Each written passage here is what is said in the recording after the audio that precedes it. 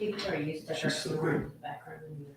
What's going on, everybody? Welcome to another episode of California Underground. This is a interesting episode because you're probably looking at us going, where the heck are they? And right now we're in the beautiful offices of our guest, Dan Fulkerson, part of Batta Fulkerson law firm, law group down here in San Diego, the best personal injury attorneys in San Diego. So if you have any personal injury, go to Dan. That's who I send everybody to.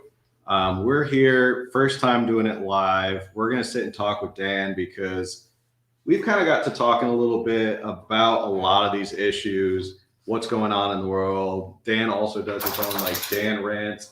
If you hear that jingling in the background, that's Frenchie Winnie. You know Winnie. She's the one who snores on my lives a lot. She was also, funny story, that's how Dan and I actually met, was Dan runs a great rescue, Save a Bully. Yep. And he rescues all sorts of bulldogs. Yep. And one of those bulldogs was our French bulldog, Winnie. And we got in contact and we were lucky enough to get her. And here we are chatting now. So Dan, welcome to California Underground, the first live ever episode. How's that? Great to be here. I've been wanting to do this for a while. So yeah, I finally put it together. We've been talking about it and it's different doing it live. Yeah. I can tell you that. It's a little stressful, to be honest. It's stressful for me. Like, we do our Dan rants and if I say something stupid, Bobby can edit it out. So I'm like, no big deal. This is not editable. So here we go. This is different for us because I feel like with Zoom, it's always like you're trying not to step on someone's foot. Yep. You know, it's like somebody says something, and he goes, oh, I'm sorry. But this is definitely more conducive of a conversation. Yeah. So I guess we'll start off by, if you want to introduce yourself, and then we'll go into what got you into talking about a lot of these topics? What kind of changed you? Because I think your story is, a lot of people I think can relate to your story as to what happened to you and why all of a sudden you said, I'm going to start paying attention to stuff. I may have not paid attention to this before. Yeah. And truthfully, I mean, that's exactly right. Is I would keep my head down pretty low when it came to anything political, just because I run a large law firm. I'm out in front and center. I don't want to piss anyone off either way. So it was easier for me to just remain neutral, remain quiet, and just kind of keep to myself. And that's how I rolled for a very, very long time. And then pandemic happened and COVID hit and the world changed immediately. And I started to see things that just were very, very upsetting and that would rub my intuition the wrong way, where I'm like, this is something very wrong with what's going on right now. And even through the beginning of that, I maintained my neutrality and just kind of moved forward.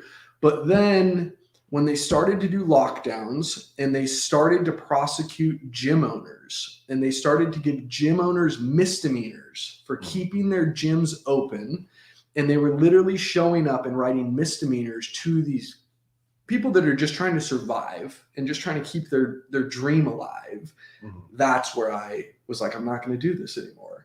And one of my good friends owns a very large gym downtown, and he was given 4 misdemeanors for keeping his gym open.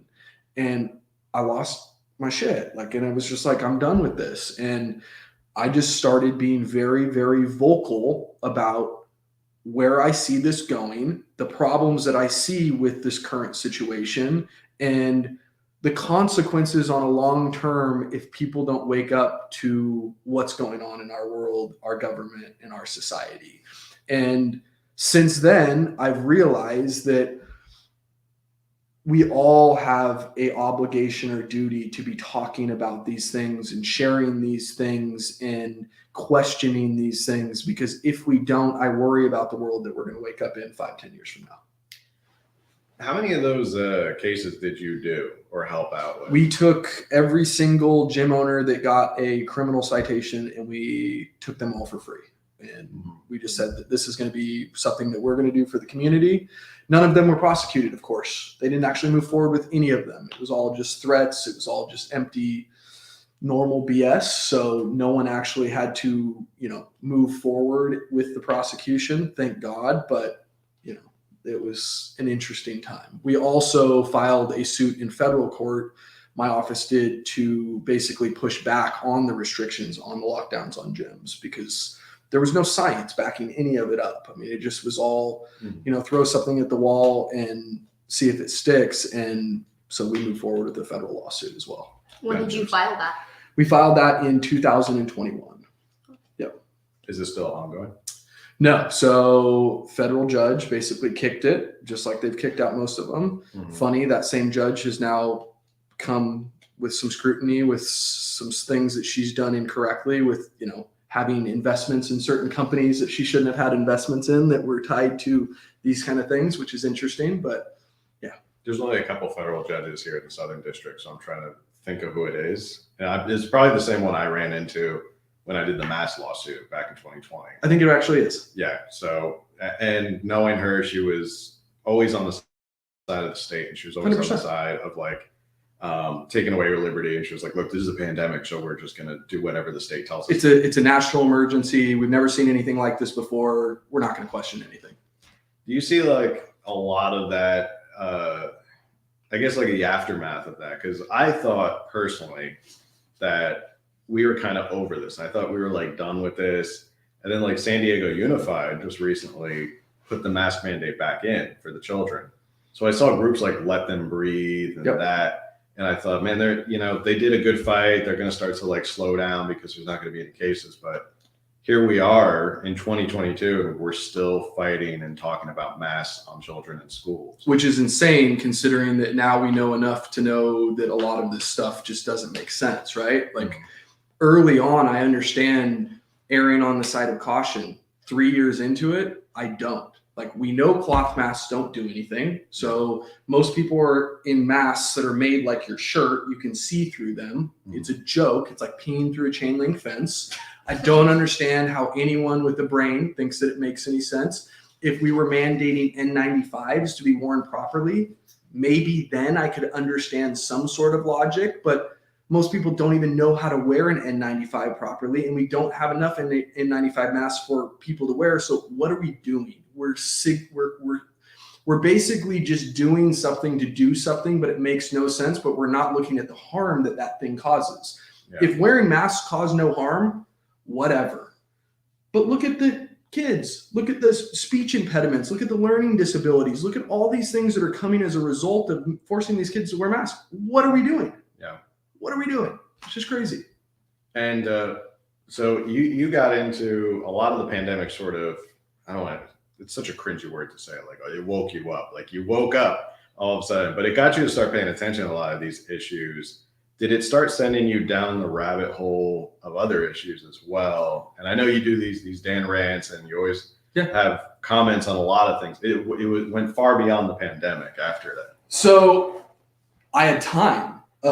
When I was home, I just started reading books, and I started just digging into history, and it opened my eyes on everything in the world, like just how the world works. I was reading books on World War I, World War II, how they were financed, how elite groups were making money off both sides, how George Bush Sr.'s father, Prescott Bush, was funding Hitler and helping set up the Nazi party, how all the Nazi military tanks were running off Ford Motors, Standard Oil, and how these big tycoons were basically forcing these wars to happen to create power and money for themselves. And people just don't realize that that's how wars are. They think that they're countries fighting against each other, when really, in my opinion, from my understanding now, it's elite groups and banking groups that are kind of using countries, using leaders, and forcing these friction events across the world for power shifts and for money shifts for themselves. And that's the way that I see the world now. But digging into this, the pandemic allowed me to have time to do it, and it allowed me to have time to read. And that's what I started doing, just reading everything I could get my hands on. So what are some of those books? If people want to... Family of Secrets is a book. So everyone thinks I'm Republican. I think both parties are shit. That's my opinion. Like, I think that there's good sides on both. I think there's things I agree with on both, but I think both parties are broken. I think the two-party system is broken. I disagree with it entirely.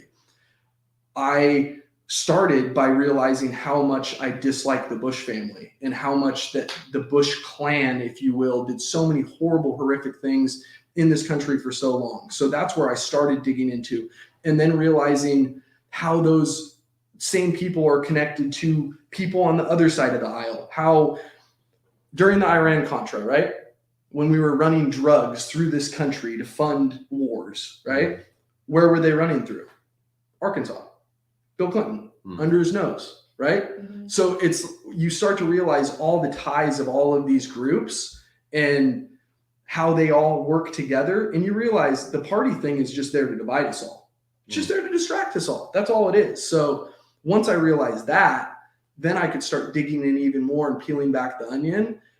Family of Secrets, Pentagon Brain, a ton of books on the OSS, like when they created the CIA and at the end of World War II, how we brought a bunch of the Nazi scientists over here and how all of that kind of transpired and how NASA was created, Werner von Braun, those kind of things.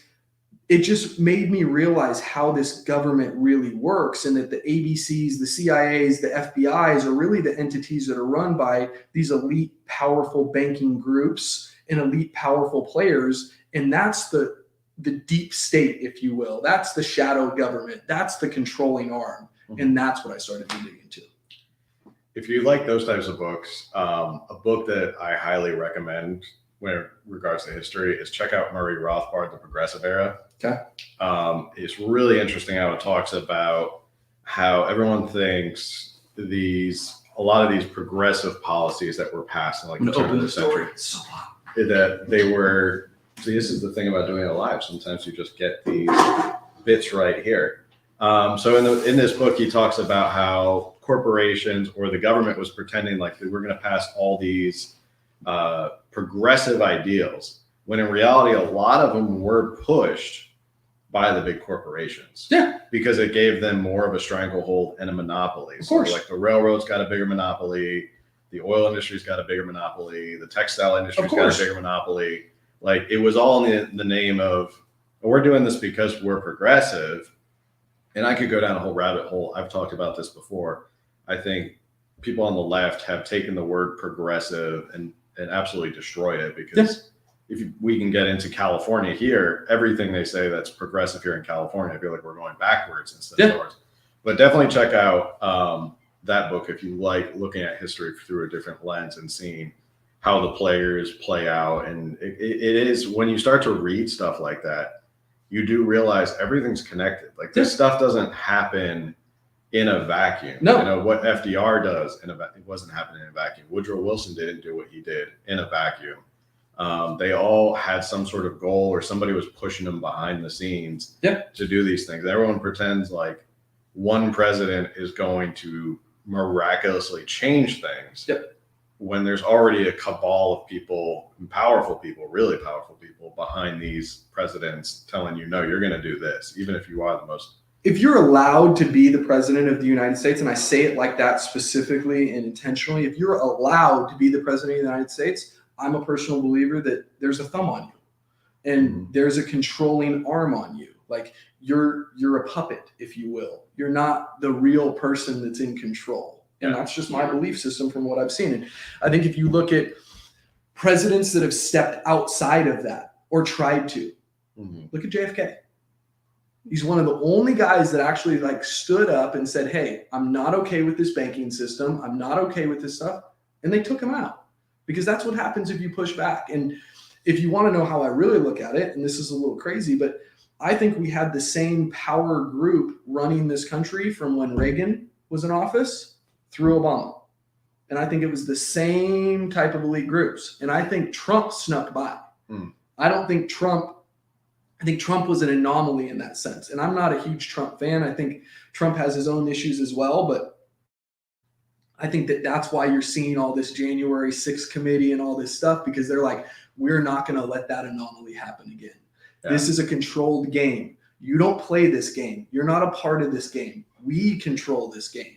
And they did not like that 4 years when they didn't have that control. Well, not only we didn't like that, we're going to punish you and we're going to make an example of you, so that anybody else who has this idea of, anybody can rise up and become president.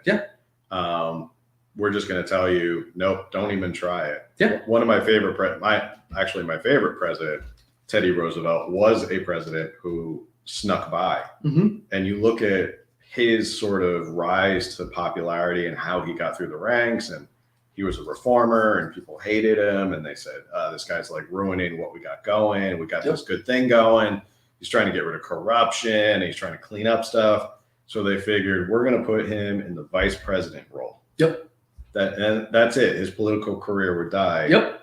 And that was the powers that be. Yep. And of course, McKinley was assassinated and Teddy Roosevelt became president. The rest is history.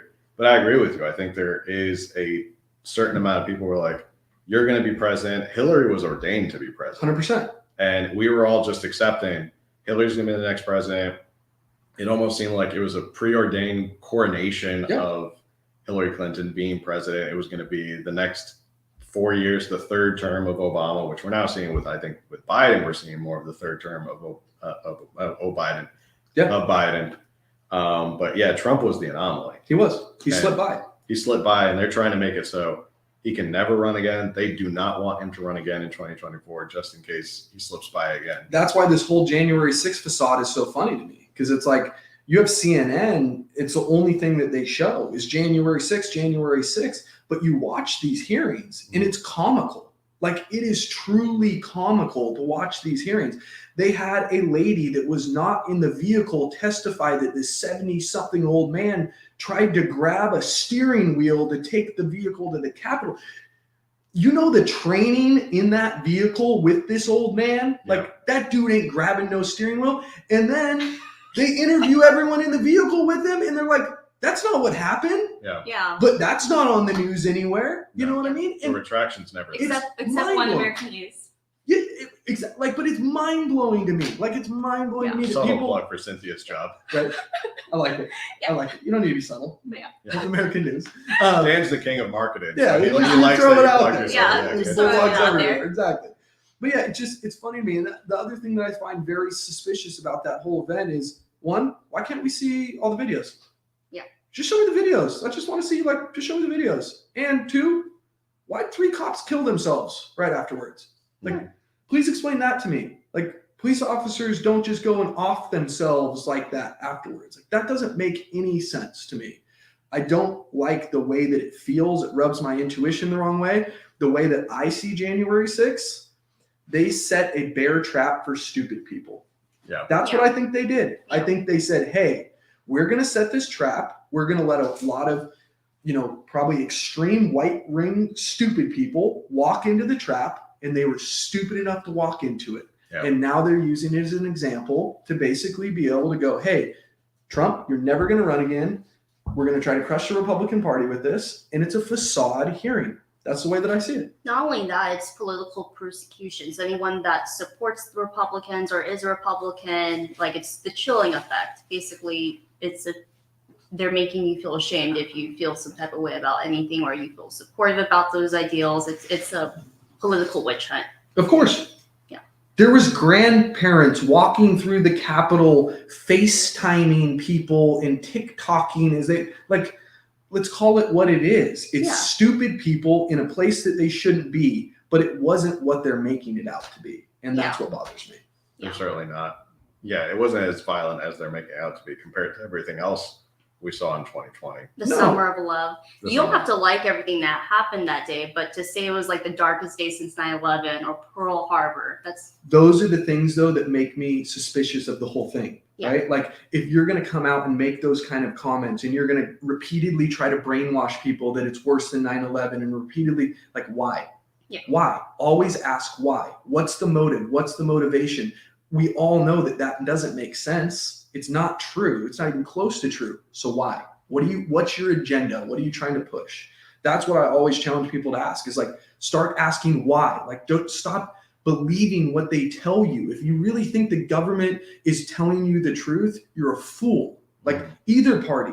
Like, that's just not the way that the world works. If you really think the government is there to protect you, you're a fool. If you really think the government cares about you, you're a fool. That's not the way that it works. Yeah. Like, that's why our country was set up the way that our country was, for the people. We're in charge, not the government. The government answers to us. Why? Because we realize what happens when you let the government have control. Like, we already lived through all of this. That's the whole purpose of the United States of America, is when you let the government run shit, they're going to be corrupt and they're going to do really, really shady things. So you let the people have control over the government.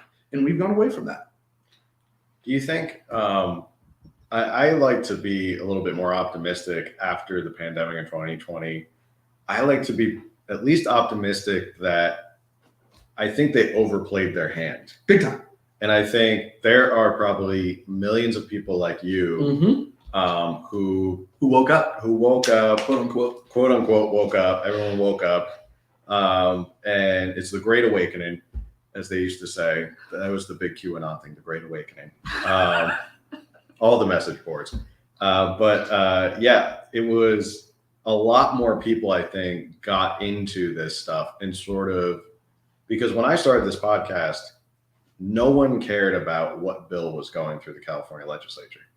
No one even knew what the California legislature Or who your is, assembly man. member was, no or your one state knew. senator, No or your one county knew. board of supervisor, your school board member. No one knew. No one knew what the city council was or where they meet. No. No one cared How who many county Nathan boards? Fletcher was, No. or Raina Fletcher, or like Richard Pan. Like, nobody cared about these people. Yeah. You're trying to tell people like, hey, this bill's going through the California legislature, and they're like, yeah, whatever, who cares? Like, I got, a soccer match to get to or something. Yeah. My kid's soccer games. Now it's like, I see so many more parents, especially moms, like badass moms who are out there, who are sharing, they're organizing, and it's amazing to see how much more they're interested, and they're following, and they they send me stuff. Yeah. And I get these DMs that are like, oh, did you know this bill is making its way through? You should share it with everyone. I'm like, I didn't, but I'll share it with you. So do you think that a lot more people on the bright side kind of woke up to this and are now more engaged, and they overplayed their hand? Big time. And a lot of that was because of how much time people had. Like me, I started reading, right? There's no sports on. Like, a lot of these things in our society that we have, sports, entertainment, those are distraction pieces, right? Because you distract the masses, you divide the masses, you can do whatever you want, right? That's just how I see the world.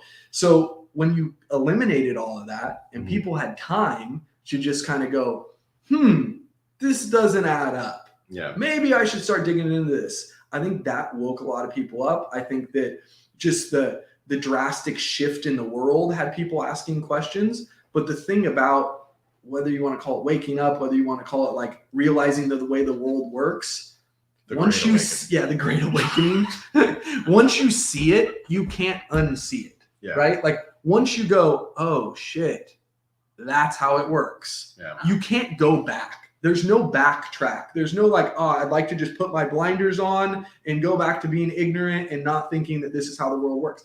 It's not possible. Yeah. You're there.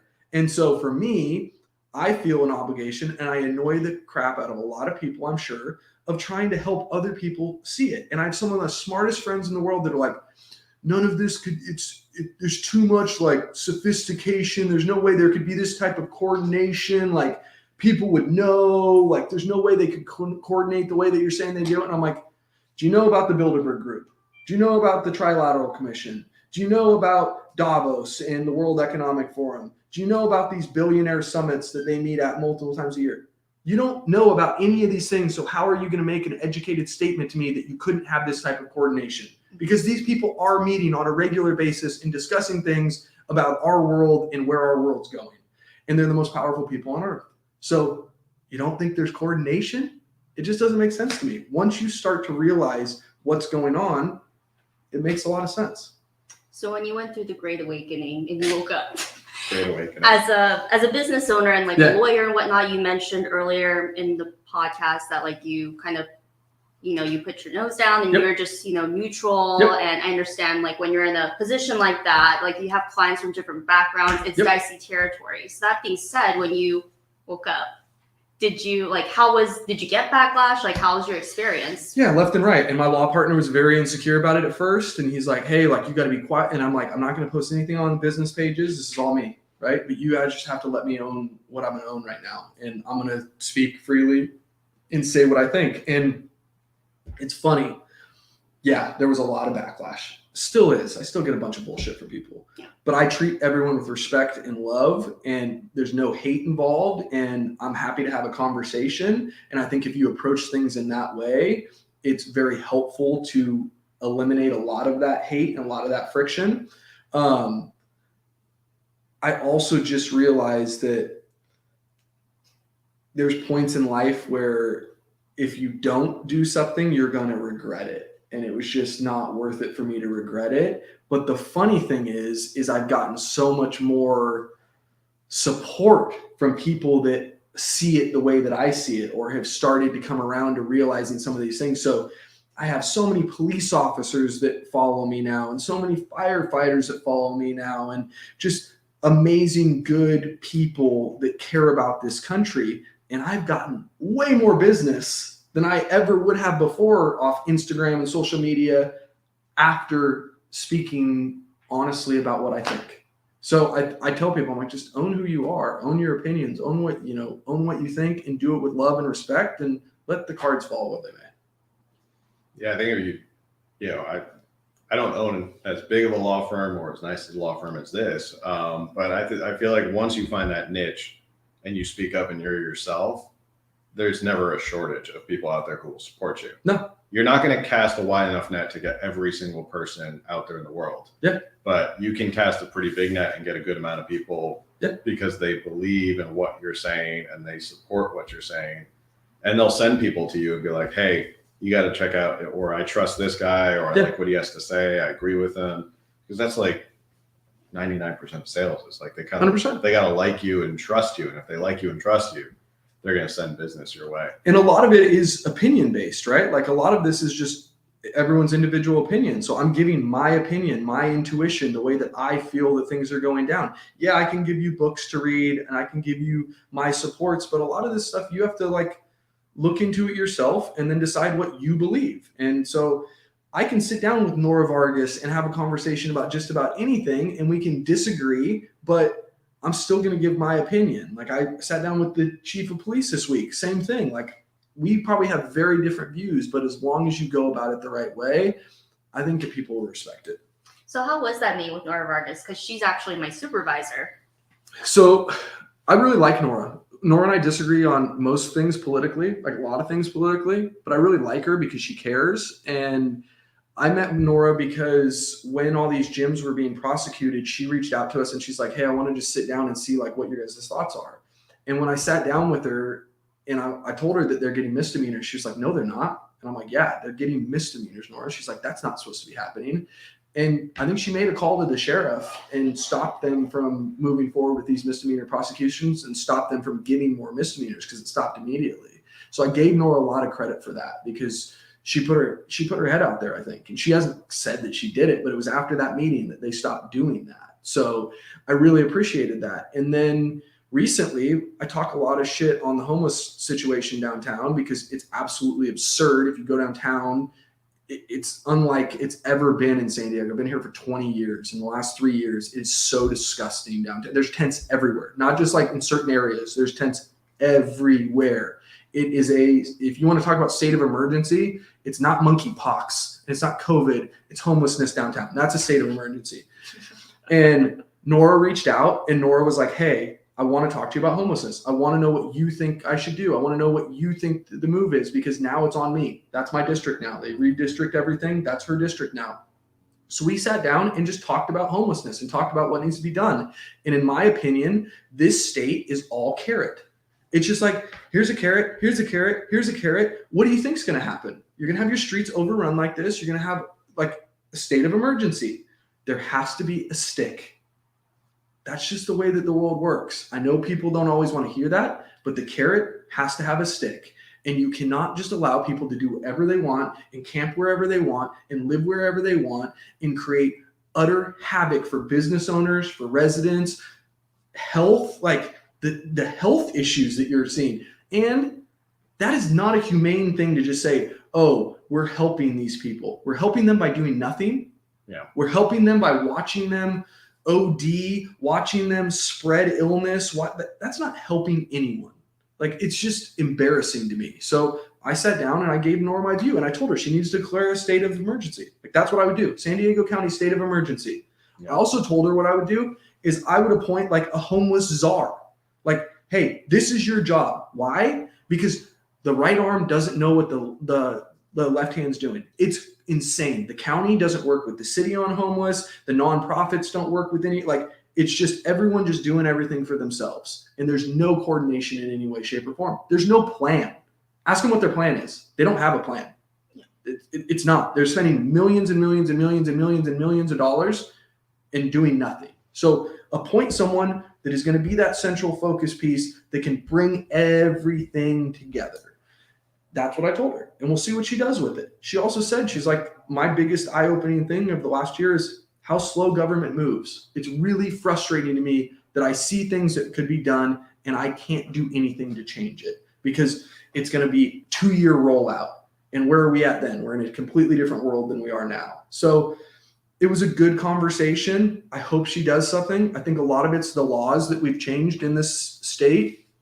These petty theft law changes, these catch and release changes with criminal laws. Like, we're watching the consequences of it. Mm-hmm. Like, that's what we're living through. We're living through the consequences of watching bad laws be passed. And we're living through the consequences of disrespecting police and defund the police and all of these movements that went on. And now we're all going to have to deal with the unsafe consequences of it. So obviously you support Senator Scott Wiener's law to have open air drug zones. Oh yeah, I think everyone should just do drugs everywhere. Because why not? Because that makes sense, right? Like, go to Seattle and Oregon. Tell me how that's working, right? Like, tell me, like, you don't even argue. Just go do your own logical research, and you can't argue the point. Starbucks is literally moving locations from some of the best real estate that they have because it's unsafe for their employees to be there. Notice the cities that all of these locations are in. They're all in defund the police cities. That is not just a coincidence. That's because it's a stupid policy move, and anyone thinks that you're going to have a safer city by defunding the police doesn't have a brain. It doesn't work that way. You need law and order. You need police presence. You need to respect your police, or you're going to live in an unsafe society. I shouldn't have to feel like I need to carry a gun on me. I went and got a CCW. Why? Because I don't feel safe when I go downtown. I shouldn't have to feel like that in my own city. That's embarrassing. I shouldn't have to feel, well, I just got my CCW too. I feel like I shouldn't have to worry about just taking Winnie for a walk. Exactly. In Pacific Beach. But we've seen a lot more homeless. We've seen a lot more, which is even more scary, is the people living in vans and tricked out commercial vans and stuff like that. And it's like, you'll wake up and it's like, oh, we got 4 or 5 new neighbors. Yep. Because you'll look at it, it's just unmarked white vans. Yep. Lined up. They're like, these are not normal vans. Yep. And you'll see someone stumble out of it, and it's just like, this is not safe. And you have no idea who's stumbling out of that van. No.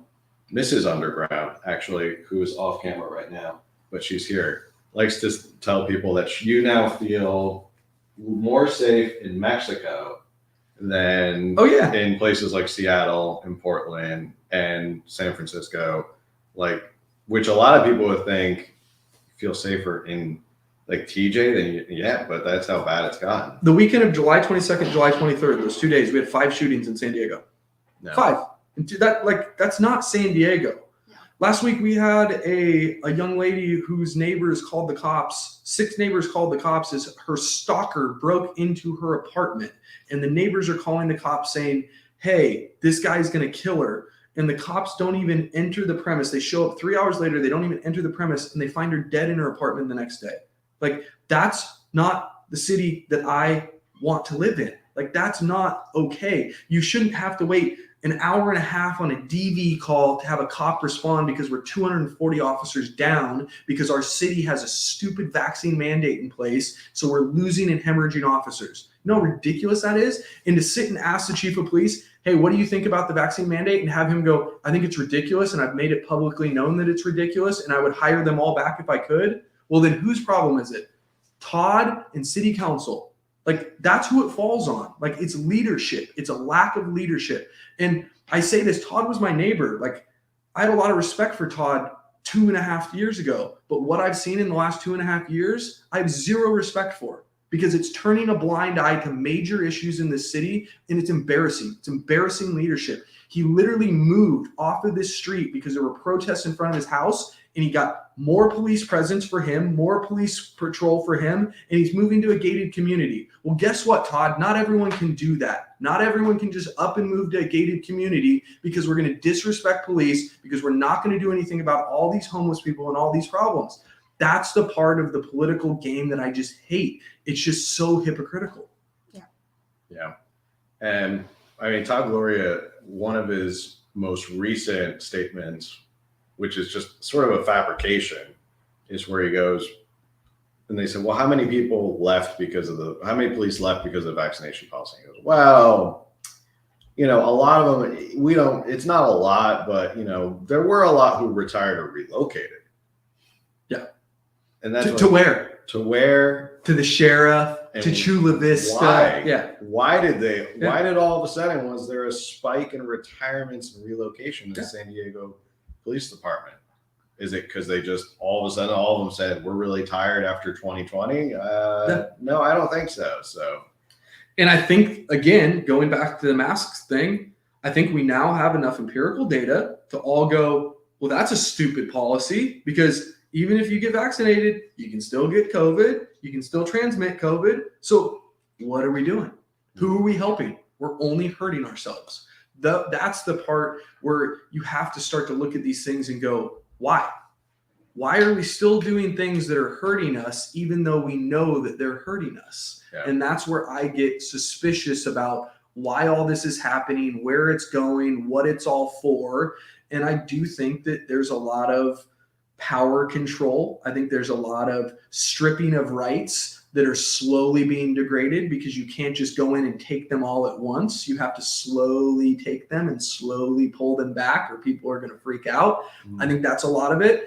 And I think that if you're not looking at things like the World Economic Forum and things that a lot of these global entities are talking about and where they're pushing us, you're missing where we're going, because these entities have been guiding this path the whole time. And if you watch them, they'll tell you where we're going and what's coming. And those are the things that worry me. And just yesterday, I was talking about on the live, I was talking about how you can see a lot of these policies and relate it to California, especially in places like Sri Lanka and Holland, and how a lot of these green policies. And I've always said I'm for green. I think there's always a good argument to protect the environment. I agree. You don't want to trash it. I grew up watching Captain Planet. I don't want the radioactive sludge all over the world.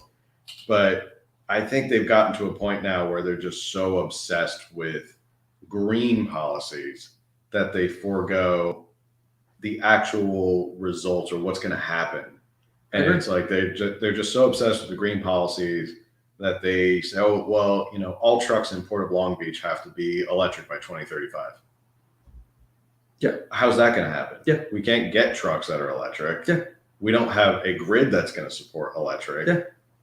Let alone thousands and thousands of semi-trucks you want to charge. Electric doesn't just pop out of the air. It has to come from either fossil fuels that make it, which they don't want to burn, or nuclear, which they don't want to bring back. Yep. So a lot of these green policies, they're just fine with like, well, if your state or your country goes into bankruptcy and 500,000 people go into abject poverty, well, then that's the cost of going green. Yeah.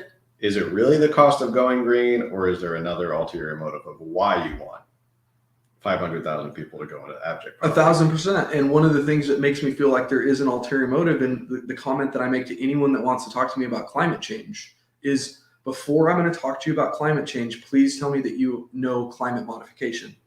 Because this country and our government have been doing climate modification for the last 30, 40 years. And there's been climate modification experiments, things that have been going on for 40 years. So it's not just a natural evolution. There's also been things that we have been doing on a man-made basis intentionally to modify the climate.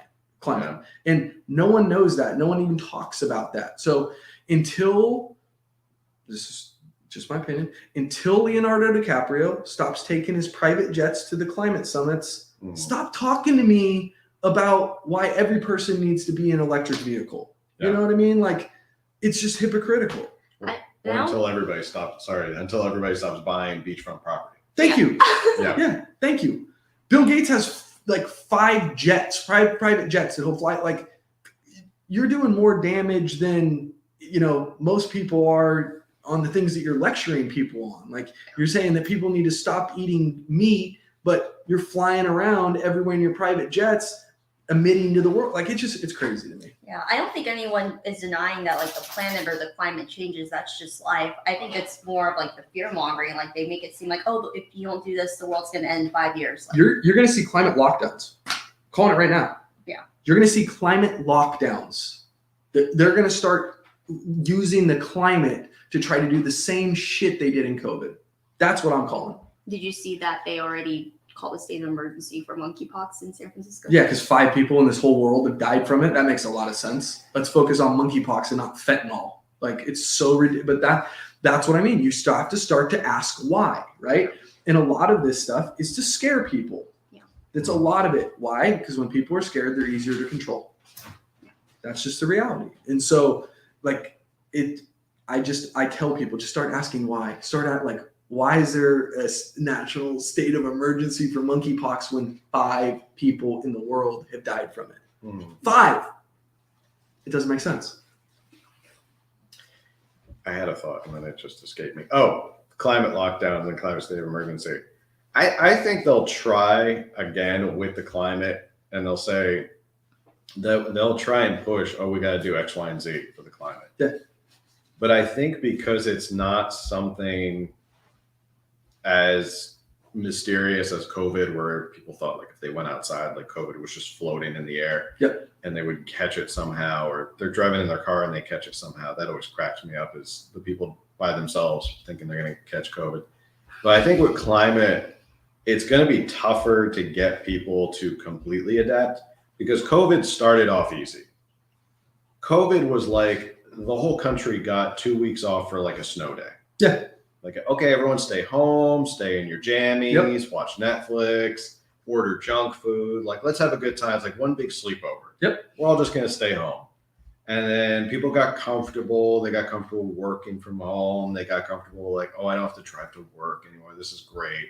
They can still have their luxuries. They can still stream stuff. But it's going to be a lot harder when the climate emergency comes along and says, well, guess what?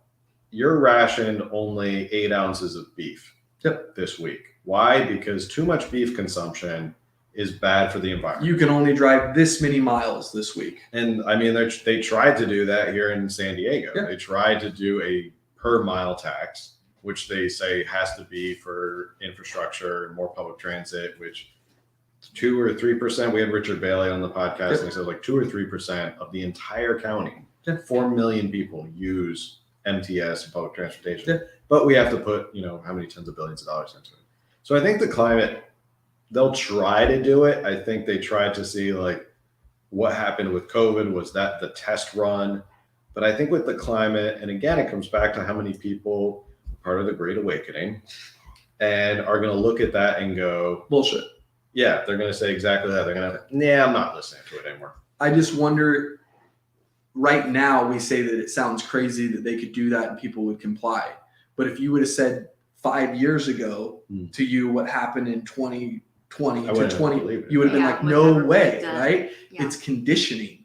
Yeah. That's what I worry about, is the human element can be conditioned and can be brainwashed and can be programmed.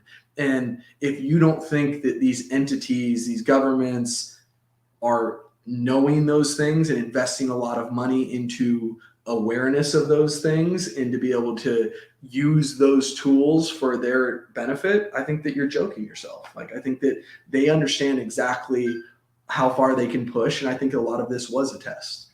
Well, how fast did you see just people starting to ramp up? Not like January 6th is always the headline story, but even just the chyron that says, COVID cases are on the rise again. So, we might be heading backwards. And how many people just implicitly out in public, notice, and I always try to keep an eye on this, notice if the news starts to say, there's more COVID cases on the rise, you'll start to see more and more people put the mask back on. 100%. And you say those people, those are the people who are conditioned. Yeah. They're ready. Whatever the state tells them to do, I'm going to be a good little obedient statist, and I'm going to follow exactly what they tell me to do because the state knows all, and they can never be wrong. The state is only here to protect you. 100%. So it'll be interesting. And I think if they try and push it again, like the same sort of thing they do with COVID on climate, I think they'll get a lot of pushback. But then again, they may have seen how unsuccessful COVID was and how much it backfired and say, look, we've got a narrow window. We might as well ram this through as fast as possible and see if it works. But what scares me is the generation that comes after us, like let's say 25-year-olds and younger, like 18 to 25. Most of them I talk to, they just believe the government. They just believe the state. It's crazy. And I think a lot of that's conditioning. A lot of that's been the education system. A lot of that's intentional. And that's what I mean. Like, if you don't think these powerful entities are intentionally using these tools and intentionally putting them into the school system so they can control population bases, I think you're joking yourselves. I think that happens. Yeah. And so that's what I worry about, is that coming generation just being so blind to all of it. Yeah. Because I talk to these younger kids and they just don't see it. Like they don't even have the thought process to question it. They just buy it, believe it, and keep moving forward. Well, a lot of it's culture as well, unfortunately. Yeah. And it is, when you start to look at it through a different lens, you do start to see, why is everything in culture pushed towards, well, right now, because they have their guy in office, that the state is just wonderful.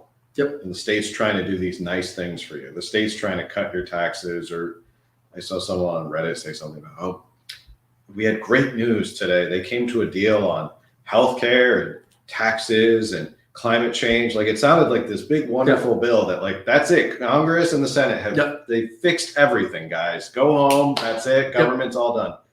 And I just look at this person and go, do you really think that they fixed everything? Do you really think they are going to fix everything? Yeah. And do you think everything they do is infallible? Yeah. But no, that's conditioning and that's culture.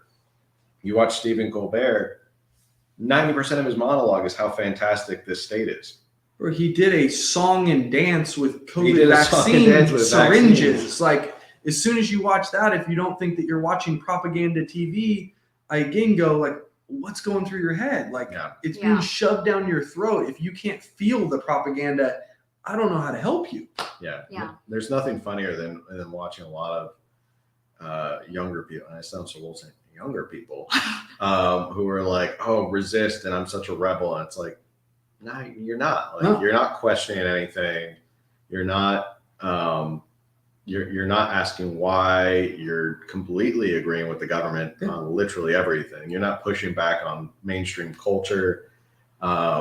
It's funny, and a lot of these artists who are just complete statists, where they're like, just listen to the government and they're fantastic and vote for this person. It's great. And it's like, when did all these people just sell out to the government and what they're trying to push? And that's the part that I had such a hard time with through that, like, is just like, how is a country that's based on power in the people run the government, you're elected by us, you work for us. How did we get away from going, we need to check them? Yeah. That's our job to ask why. Even if it's something that we agree with, we should still be asking why. We should still be digging into it. And it shouldn't just be a surface level dig. We should be digging into it. When did we get away from that? Like, most of the big bills that are passed, the people that are passing them don't even read them. No. Because they're too big to even read. Yeah. And so they're just jammed full of bullshit that no one even knows what's in there. And then we deal with the consequences of them. Yeah. Like, how did we get so far away from a representative government? That's what's scary to me. Yeah. And it's usually the staffers too, or like a lobbyist, and they pretty much like are the ones that are reading, and then they just kind of cue in the lawmaker and just give like the little talking points. Of course. Yeah. Of course. But then you look at like things like the Patriot Act, and everyone thought it was such a good thing at the time. Yeah. And now I'm like, no, it's basically just used to spy on all of us and to control us as a population base. And that's what the other thing I think that where they were going with the January 6th thing was, they wanted to push a domestic terror act, right? Yeah. Like, that was the big move that I saw, was the domestic terror act, which basically was going to be an extension of the Patriot Act and allow them more ability to be able to infringe on our rights. And that's where I think that people don't dig deep enough. They just look at the surface level and they don't see that kind of stuff. I think it's a lot of apathy. Yeah. I mean, I think it's a lot of people just don't realize. They're like, how did we get here? Well, there's been a lot of people ringing the alarm bell for many years, and 2020 happened, and people kind of came to the realization. I hate saying it. We're just keep saying waking up. We're being a bunch of cringe conservatives I today. know I'm being a conservative by keep saying they woke up, but they came to a realization. They kind of like started looking around, going, wait a second, how did all this? And I'm like, and people ask that, how do we get here? And then they're like, their first reaction is, well, it's time for a revolution. I'm like, whoa. Yeah. We're not at revolution No. yet.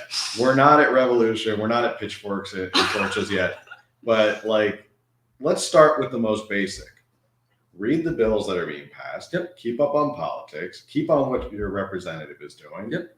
And show up and vote. Yep. I know a lot of people are gonna, there's always people who push back on me. Oh, you're such a rhino for thinking that voting actually matters anymore or anything like that. I'm like, look, you got to go out and vote because it does make a difference. There are races, local races are won and lost by hundreds of votes. Yep. Yes. And those local races are as impactful, if not more impactful. Absolutely. Yep. And we saw it in 2020 with the pandemic where it was your local representatives who were making decisions that affected, did your restaurant open? 100%. And for a lot of people, that was 10 years of hard work came down to one local politician. Yep. And one seat on the county board of supervisors. Yep. Was it, did it flip from Kristen Gaspar to Tara Lawson Raymer? It was 3-5 one way, and now it's 3-5 the other. Yep. So it's like that little bit makes all the difference in the world. So I guess we can round it out with, I don't know how much time you have if you have a deadline. Good. Okay. No deadline. But we were talking before about your thoughts on whether Newsom's going to run for president. Yeah, I keep asking the question of who's the Democratic Party going to run? We all know that they're not just going to concede, right? Like, they're not just going to go, okay, this one's not for us. Like, that's just not how the game works. So we know that, right? I don't see a world where Biden can run again. I just don't. With approval ratings, with his health, with all this Hunter Biden stuff coming out now, like, I just don't see a world where they can think that they can run Biden again successfully. I don't. My personal opinion is they have to figure out some way to get him to the side because it's weird for an incumbent president not to run again, right? So I think he's going to say he has health problems or there's going to be something like that happens that prevents him from running. Mm-hmm. You can't run Kamala. She's too lazy to run. She doesn't even prepare herself for anything, right? Like, it's insane watching this lady try to speak. So you're not running Kamala, right? So then who do you run? The two that I see as possibilities, one is Newsom. I think that's probably the most likely. And I think his recent Florida ridiculous freedom campaign attack ad, like, kind of made me think that he's the more likely person for that. Or Michelle Obama. I think that those are the two individuals that the Democratic Party are going to lean on. And I think one of the two of them are going to run. I don't know which one. I think I'm leaning towards Newsom, but it's not going to be Biden. It's not going to be Kamala, and I'm calling that right now. I would agree with you. It's more likely to be Newsom than Michelle Obama. She said numerous times she doesn't want to run. She's done with politics, and I don't blame her. They're worth, I don't know how many hundreds of millions of dollars, and they have. So's Clinton. And they have houses in Nantucket. Yeah. Feet from the ocean. They should worry about the ocean levels rising. Their house is going to be gone in 10 years. So it was a bad investment. But Newsom is definitely the one I can see. He's always been obsessed with what's the next position for me. Ever since he was county board supervisor in San Francisco, it's okay, now I'm going to be mayor.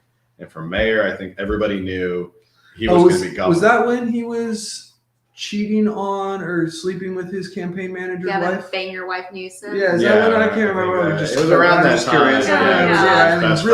Real trustworthy guy. I mean, that's who you want. Exactly. It's the guy that's going to sleep with his best friend's wife. That's all like that guy. I did a TikTok video breaking down a Newsom argument, and somebody commented, "Newsom is so hot, I almost threw up in my mouth." And I said, oh, good. But there are people who actually think Newsom's attractive. And they're like, They well, probably voted to keep him in office during the recall because of that. because he's so attractive. I'm like, he looks like, what's his name from American Psycho? I can never remember his name. Christian Bale. Christian Bale, but Yeah. what was his character? Patrick Bateman. Yep. Yeah. Yep. The slick back hair. I mean, he's definitely American Psycho. But yeah, I could see Newsom. I mean, he's already doing it. He's already running the ads. Yeah. And it's funny, now the oil companies are running ads. And did you see this? They're running ads in Florida. Yep. They're saying, well, if you think Newsom's doing such a great job, here's what he's really doing in California. And it's like, why is Florida fighting over, or why are we fighting over what's going on in Florida, what's happening here in California?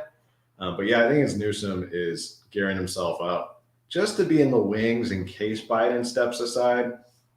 But I think we'll get your timeline of what's going to happen to Biden is going to be accelerated after the midterms. 100%. And if it's a slaughter at the midterms, 100%. and Republicans take a whole bunch of Senate seats and a whole bunch of House seats and flip both, and they have stronghold on both, they're going to accelerate that and be like, well, he's not doing so well, and then the health decline, and then all of a sudden now, 2023, now we're talking about who's going to be running for president. Yeah. Can I ask you a question? I'm curious what your thoughts are. What do you think this whole war conflict in Ukraine, Russia is about? Well, it's obviously about getting good photos for Vogue magazine. Thank you. It's you tell me that this is a real war when you're posing for Vogue magazine photo shoots. Like, come on. I think it's a money laundering scheme, and Thank you. I Thank cannot you. for the life of me why we. It is a CIA money laundering scheme. That is exactly what I think it is. I just, we have we have a Biden border crisis. We have all these things. We have mandates, all this other crap, and I'm just like, and we're sending billion. We just sent another billion to Ukraine this week. I don't get it. Didn't they say 18 billion was too expensive to finish Trump's wall? Yeah. They were like, well, there's absolutely no money to finish a border wall. We could cure cancer. Yeah. We could do so many things, but we have a guy that was a literal actor that is now running Ukraine. It rubs me as a psyop. That's what I think it is. And I think it's a CIA money laundering scheme. That's what I think it is. Well, I think we'll look at it years down. It's just too fishy when you have the Bidens are in power. Hunter Biden was on Burisma board. They were funneling money through, and it's no secret that Ukraine was the money laundering capital of the world. Of course. That they were so corrupt that if you were a foreign entity, you would push money through Ukraine and it'd come back to you somehow. Yeah. And then you have, my question is, and this is where I get really upset, is I hate war of all types. I hate that Russia started the war. I hate that Ukraine and the US are prolonging the war. Yeah. And that's what really gets me upset, is that Zelensky could have come to the table if he really cared about the safety and preservation of his citizens. He would have came to the table and brokered peace as fast as possible. Yeah. But the fact that the US, who is really to blame because they're sending billions of dollars, now we're sending military advisors there to prolong this war, this proxy war we have with Russia, I think that's just as despicable, because you're putting your own citizens, people who can't deal with this. Yeah. You're putting the people who are in harm's way, more in harm's way. And you see the human cost. You can go down to TJ and go to the border and see Ukrainian refugees at the border with children. And it's because they want to prolong the war, because Zelensky needs the photo op. Him and his wife need to look at us taking pictures in front of this blown out warplane. Isn't it so dramatic? And look at us here in the presidential palace. And, and here's another $60 billion from the United States. It's like, it just doesn't make sense. And Ukraine is just as guilty for prolonging, in my mind. Yeah. I thought it was funny, they were made the green shirt guy for the first 3 weeks. And I'm like, we're going on 6 months and the dude hasn't changed his shirt. You don't wear anything else, man. It's just, the whole thing's just a play to me. It's just a play.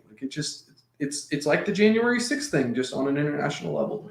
And when you have, who was it, Ben Stiller just went and met with Zelensky. Ben Stiller went and met. They're like, It's always the same people Zelensky too. Was it's always he the like same doing people. like a message at the Grammys? Pay like attention. I thought we were at a It's war. always Bono. It's always Sean Penn. It's always the same people. Yeah. Like, pay attention. It's always the same people. It's just funny.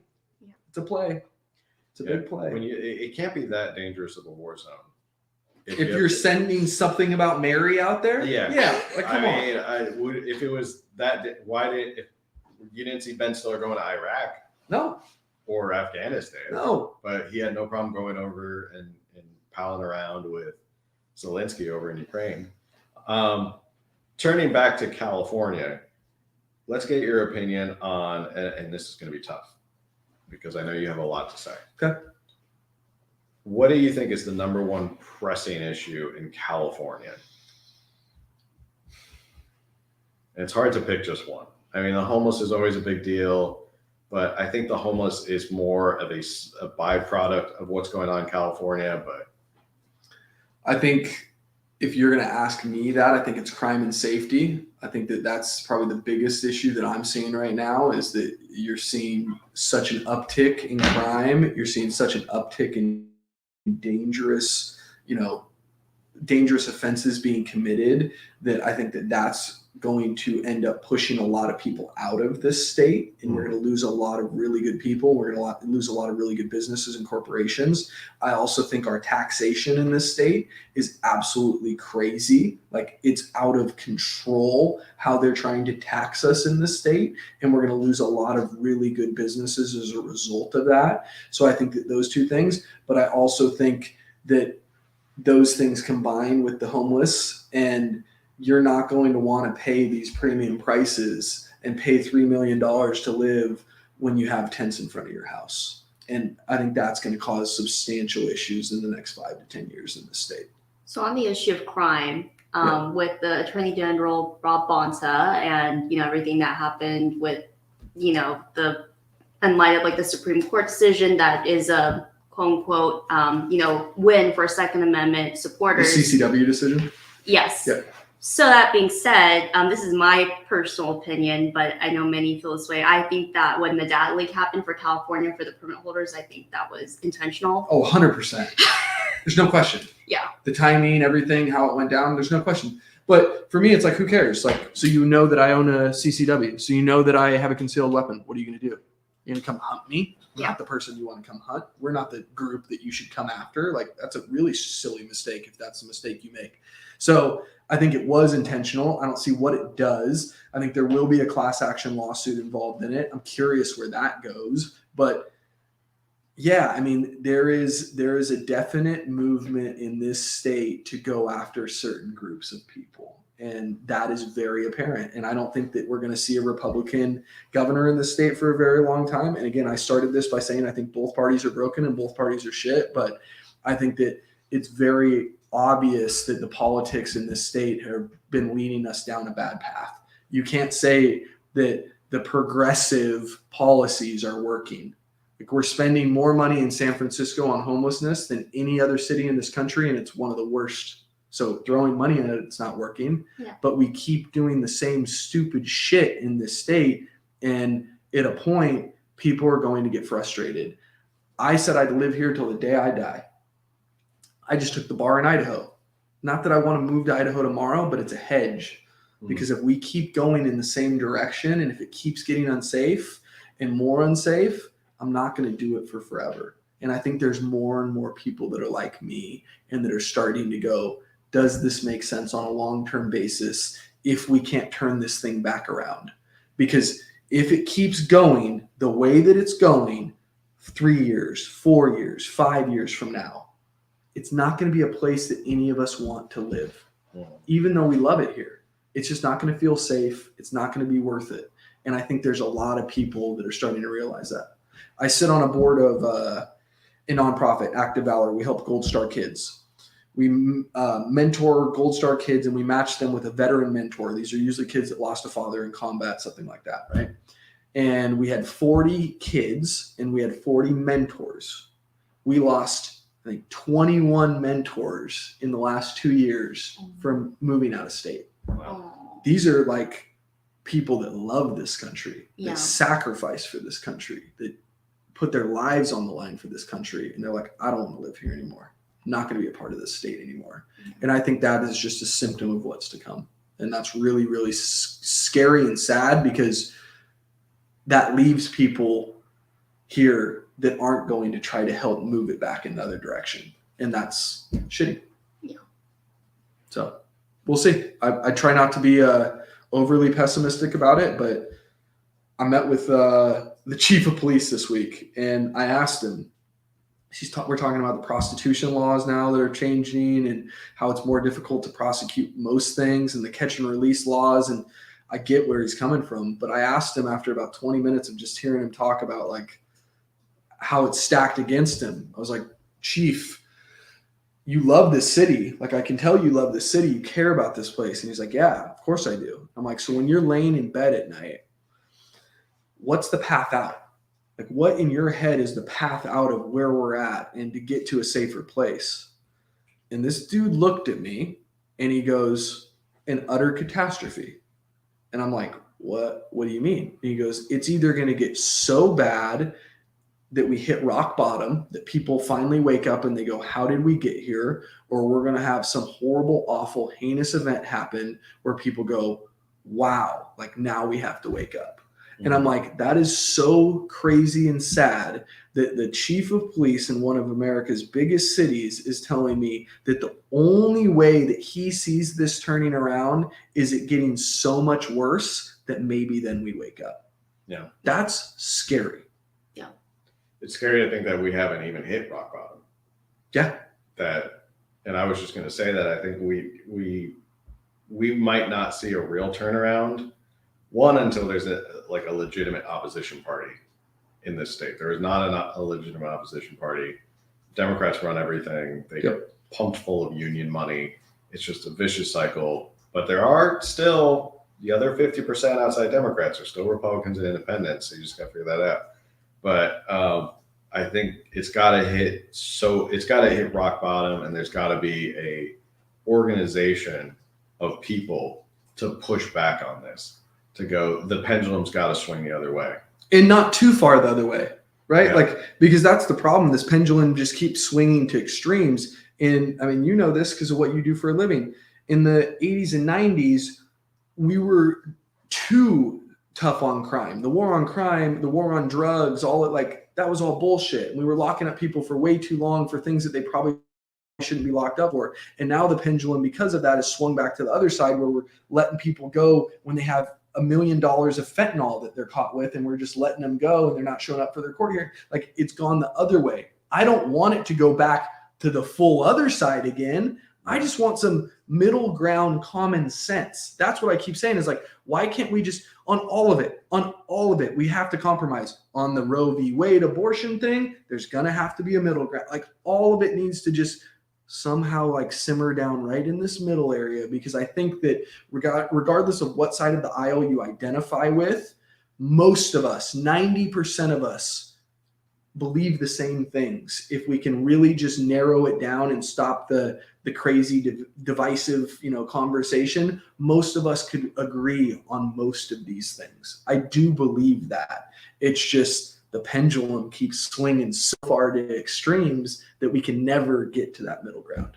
I feel like in California, the pendulum's swinging. It's not like heading, like it's flipping over. It's going to circle back around. Yeah, hopefully it's circling back around again. But it's got to either be an opposition party that actually knows what it's doing, that talks to Californians as well. And I think that's a problem, is the Democrats have gotten really good at talking to Californians. Yep. And touching upon what Californians want. And they're very good at, well, if you want to be a true Californian, this is what Californians believe. Yep. And I think the Republicans have gotten very bad at like just talking to a wall where they're like, no, this is what Californians need. Yeah. And 90% of Californians are like, no, that's not what we want at all. So we're not going to vote for you. Yeah. I don't know if there's a chance that the California GOP turns it around.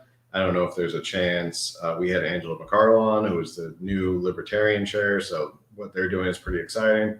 I don't know if there's a chance that maybe they could start to change things around.